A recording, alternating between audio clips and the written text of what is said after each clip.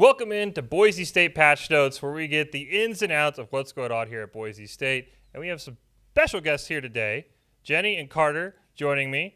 Jenny, it is your birthday today, right? Mm-hmm. Do we sing for her? No. I can't sing. Can you sing? Okay, no. I was just trying to make sure. But please don't. Okay, actually. all right, we won't. But let's get to you're the birthday girl, so let's tell us about yourself. What do you do here at Boise State?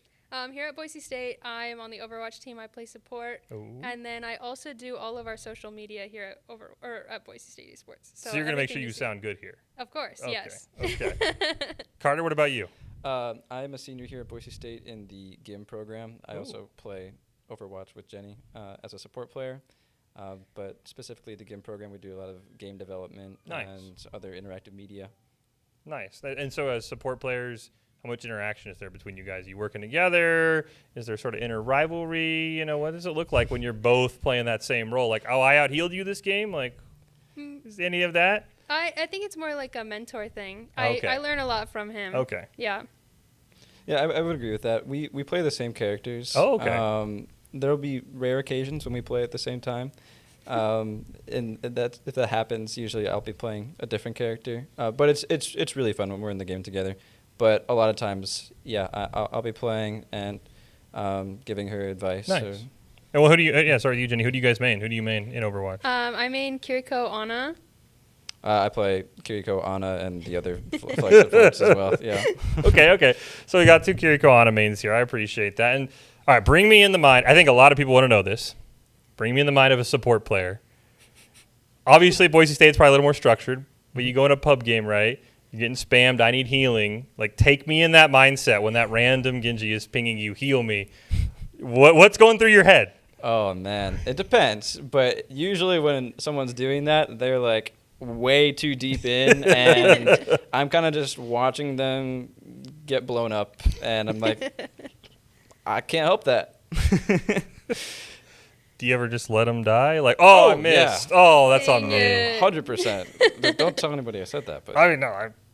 I'm not a support main, but if I get filled, I'm like, oh, I missed. Sorry, man. I suck. That's on me. So, all right. I know it's been a little while, but I still want to hear about it. What are your guys' thoughts from going from Overwatch 1 to Overwatch 2? Again, I know this is a dated conversation, but I'm curious what that looked like for you guys, because that happened while you guys were here, right? Yeah. So what did that look like competing in Overwatch 1 and then being told, hey, when you come back, we're in Overwatch 2?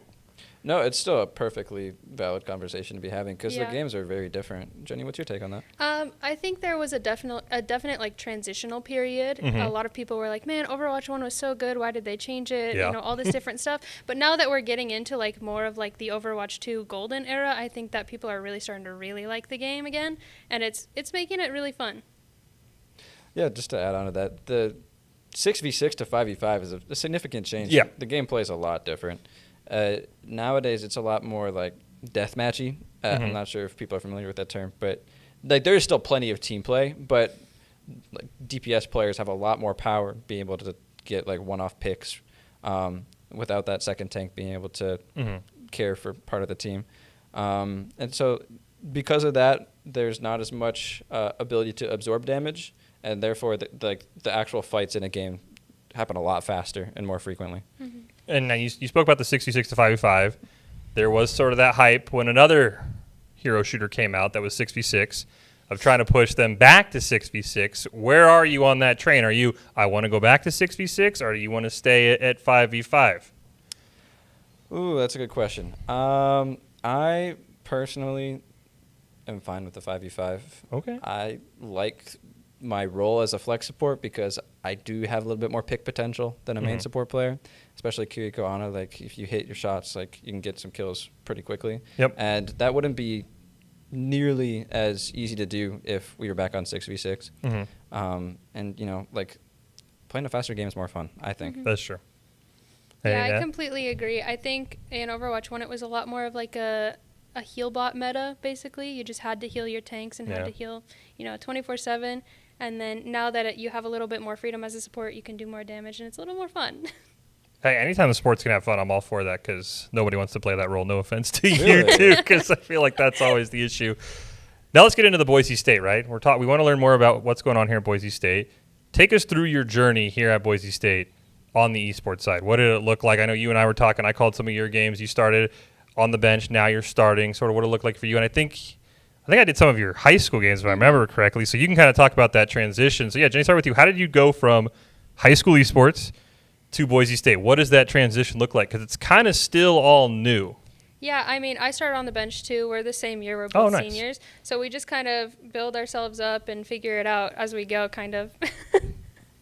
Yeah, I actually also was playing high school esports, and funnily enough, we were in the same tournament. And let's just say that my team took the prize money. Okay. My team had more fun. Some would say that's a better goal, but, to each their own. Yeah, whatever. Like, different priorities, but that's okay. I respect it.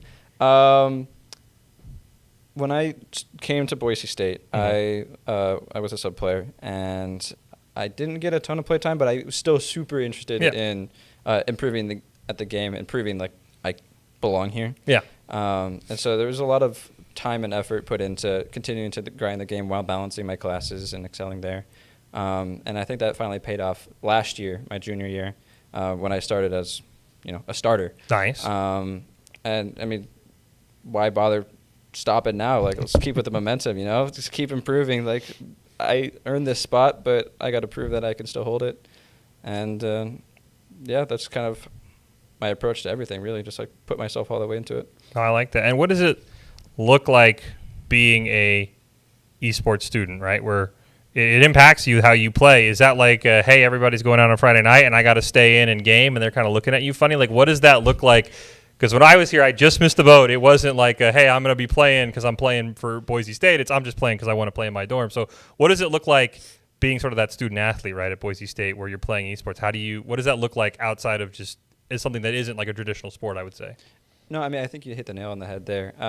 It's definitely not a traditional sport. Yep. But the time commitment is the same. And there are plenty of times where my friends will be going out and doing something, and I'll be like, I need to hit my ranked goals for the day or whatever. So then I'm in my apartment playing the game. Yep. And working hard at that. But I wouldn't change it for anything else. Like, it's fun. I wouldn't be doing it if I didn't have a good time doing it. So. And Jenny, you work on the social media for Boise State.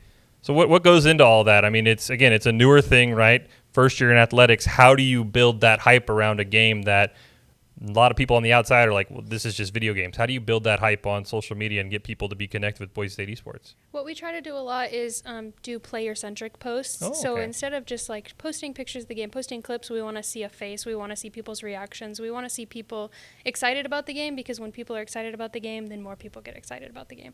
And so we always try and put pictures in of players that are super excited or celebrating. We call them kinetic photos. And it's always just, a lot of planning, a lot of scheduling. We schedule months out in advance. We already have this whole season scheduled out basically in posts. So it's a lot of work up front for a lot of payoff in this time. But then you guys occasionally find a trending meme and just post something. Smart. That is smart. Have fun with it. Okay, good. As long make as fun you of have the fun players with it. a little bit, or just make fun of Doc. And how do you guys explain to I don't want to say outsiders, that seems wrong, but people who don't understand, how do you explain what you do? Is there an easy way? Because I always get asked, and I don't even play the games, what is esports? How would you guys describe esports if somebody walked up on the street and said, what is Boise State esports? How would you describe that?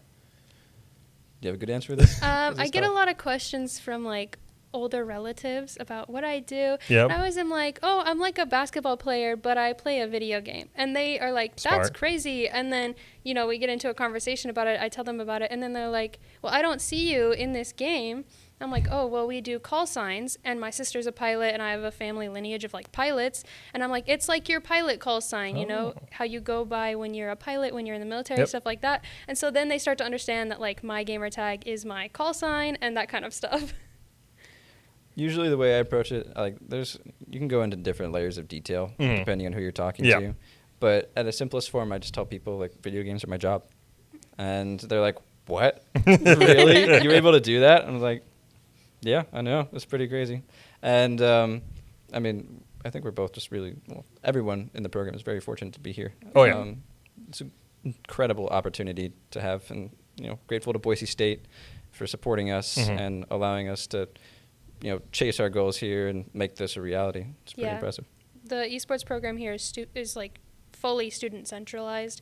They want everything to be for the benefit of the players, the benefit of all of our student employees, and everybody that is involved in the university is just so supportive of all of our players and students. It's awesome. Do you ever get the broom closet stories of the people who have been here longer? Or do you ever get the, we were doing this from a broom closet, let you guys know you maybe came in on the up and up? I've heard the stories of when this started and it was just in Doc's office. Yep. And then when we had a small area in the College of Innovation and Design on the second floor of the library. And then finally we got this space. But when we first came here, we were still sharing with the Venture College, so we didn't have the battleground or the studio. We only had the back room, and the main area looked way different. Yep. Yeah. We've done crazy upgrades to it since, but it's been a pretty cool experience to be here for the last 4 years and see all this exponential growth and just kind of watch this place transform and being able to be a part of that. And you guys, you're both seniors, right? Yep. What are your goals for your senior year? You can start with esports. You can go into just overall at Boise State, but what are your goals for this year, starting with esports? Do you want to go first? You got it. Oh, gosh. I think my goal this year is to say yes to more things. I think in the past I've been very timid when it comes to, getting involved and doing more. Nice. And now that it's my last year, I kind of just want to do everything and see where it goes. Smart. I'm actually kind of on the same boat. I think freshman year I was pretty closed off, and now I'm just I got a year left.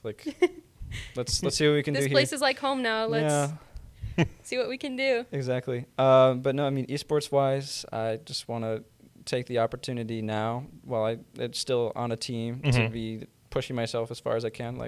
What point in the ladder can I reach?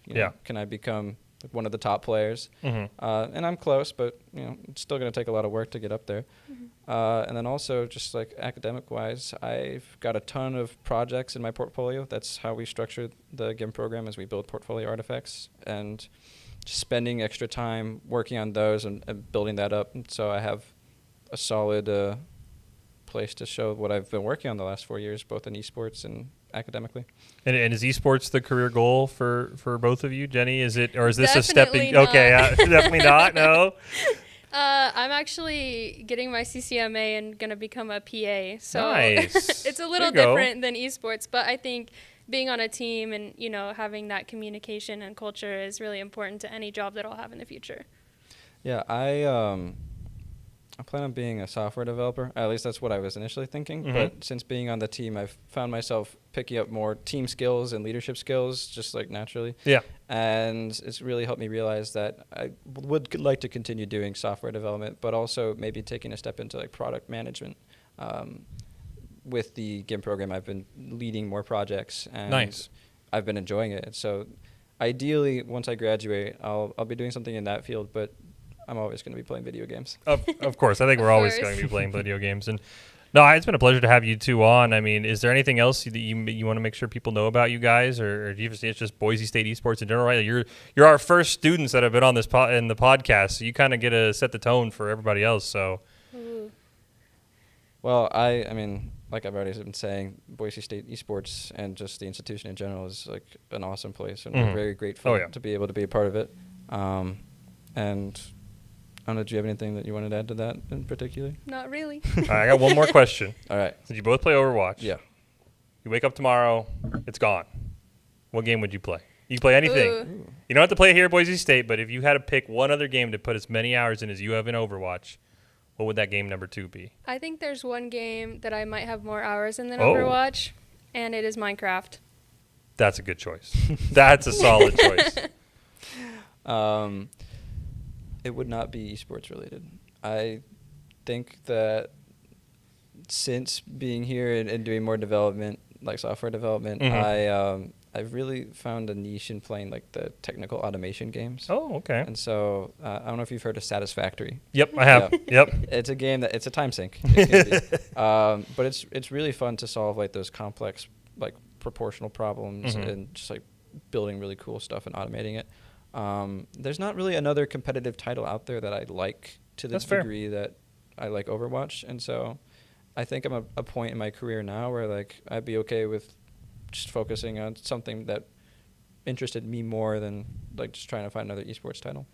Well, I appreciate you guys being on here. This is Boise State Patch Notes. It was Jenny. It was Carter. Happy birthday, of course, again to you, Jenny, and best of luck to you guys in the rest of the season and wherever it takes you from here. Well, thanks for hosting us. Thank you.